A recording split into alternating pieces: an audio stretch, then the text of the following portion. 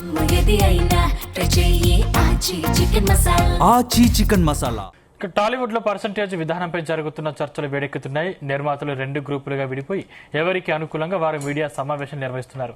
ఈ క్రమంలో ఇప్పటికే తెలంగాణ ఎగ్జిబిటర్స్ అసోసియేషన్ మీడియా సమావేశం నిర్వహించి వారి వాదనలు వినిపించారు.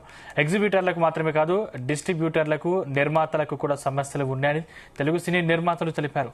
మరీ ముఖ్యంగా హరిహర వీరమల్లు సినిమా టైంలో ఈ సమస్య తెరపైకి వచ్చిందని, ఆ తర్వాత చాలా సినిమాలు విడుదలైనప్పటికీ కామ్గా ఉండి ఇప్పుడు పెద్ద సినిమా వస్తుంటే మళ్లీ ఇలా సమస్యలు సృష్టించడం సరికాదన్నారు. ఎగ్జిబిటర్లు ఏకపక్షంగా ప్రెస్ మీట్ నిర్వహించి బెదిరించినట్టుగా మాట్లాడటం సరికాదని, అందరం కూర్చొని మాట్లాడుకుని సమస్యను పరిష్కరించుకోవాలని నిర్మాతలు అన్నారు. ఎగ్జిబిటర్ల సమస్యను పరిష్కరించడానికి తాము సిద్ధంగా ఉన్నామని, అదే సమయంలో తమ సమస్యలను కూడా పరిష్కారం కావాలని నిర్మాతలు అన్నారు. ఇబ్బందులు ఉన్నాయి, దానికోసం అని చెప్పి మేము ఈ పర్సంటేజ్ సిస్టమ్కి రావాలనుకుంటున్నాం అన్నారు. డెఫినెట్గా సార్, ఎగ్జిబిటర్ చాలా ఇబ్బంది పడుతున్నారు, దాన్ని కూడా మేము అక్నాలెడ్జ్ చేస్తున్నాం. అలాగే ప్రొడ్యూసర్ అండ్ డిస్ట్రిబ్యూటర్ వాళ్ళకి కూడా చాలా ఇబ్బందులు ఉన్నాయి సార్, దాన్ని మీరు దయచేసి గ్రహించండి సార్. అలాగే ఇప్పుడు మనం అంతా వెళ్ళేది ఒక ఎకో సిస్టంలో ఇన్నాళ్ళు ట్రావెల్ అవుతున్నామండి. ప్రొడ్యూసర్, డిస్ట్రిబ్యూటర్, ఎగ్జిబిటర్ అనే దాంట్లో ఈ విధంగా అందరం ఒకళ్ళకొకళ్ళు ఒక స్టేజ్ నుంచి ఒక స్టేజ్కి వస్తుంది సినిమా, అక్కడి నుంచి ఎగ్జిబిటర్కి వస్తుంది. ఇది ఒక ప్రాసెస్గా రన్ అవుతుంది ఏళ్ల తరబడి. ఇవన్నీ అందరం కలిసి మాకు ఒక యూనిటీతో ఒక పద్ధతిగా వెళ్ళి మనం ఈ విధంగా చేయగలుగుతున్నాం. కానీ ఇక్కడ ఇప్పుడు వచ్చే ప్రాబ్లం ఏంటంటే, ప్రొడ్యూసర్ హ్యాపీగా లేడు, డిస్ట్రిబ్యూటర్ హ్యాపీగా లేడు. నా ఒక్కడికే ఏదో బెనిఫిట్ తీసేసుకుని వెళ్ళిపోతారంటే విచ్ ఈజ్ నాట్ కరెక్ట్ అండి.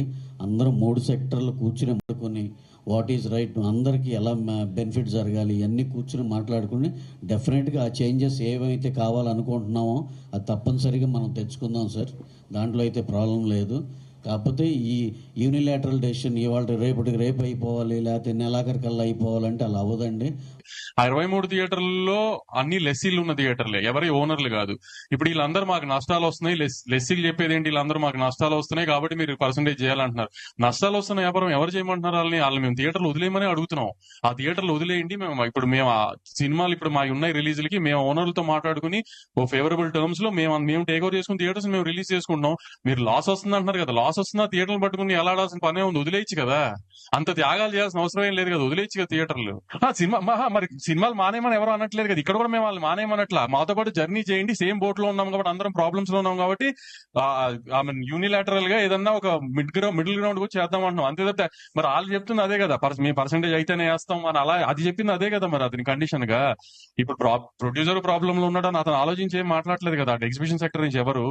సార్, ఆడియన్స్ కి నిజంగా మీరు థియేటర్ కి తీసుకురావాలి అనుకుంటే ఒక 50 రూపాయలు 100 రూపాయలు మేము తెచ్చే థియేటర్ రెంట్ కంటే మీరు అమ్మే 500 రూపాయలు పాప్కార్న్ ఎక్కువ భయపడుతున్నారు. ఆ ఎఫ్ఎఫ్బిని తగ్గించండి ఫస్ట్. మెయిన్ ఇప్పుడు బుక్ మై షో ఓపెన్ చేయండి. మీరు టికెట్ 150 రూపాయలు 175 రూపీస్ మేము అమ్మేది అనుకోండి, 195 రూపీస్ అమ్ముతాం, లేకపోతే 295 అమ్ముతాం. 295 మీద గవర్నమెంట్ వేసుకోమని చెప్పింది 6 రూపాయలు బుక్ మై షోని.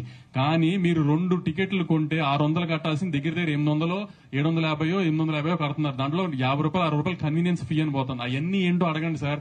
అవన్నీ తగ్గించండి, ఎఫ్ఎన్బి పాప్కార్న్ తగ్గించండి, మీ కూల్ డ్రింకులు తగ్గించండి, అన్ని తగ్గించండి. ఆటోమేటిక్ గా జనం థియేటర్కి వస్తారు. మేము పెట్టే 100 రూపాయలు 50 రూపాయల మూలానే థియేటర్ జనం రావడం ఆగిపోలేదు ఏమి. ఎగ్జిబిటర్ బాగా ఇబ్బంది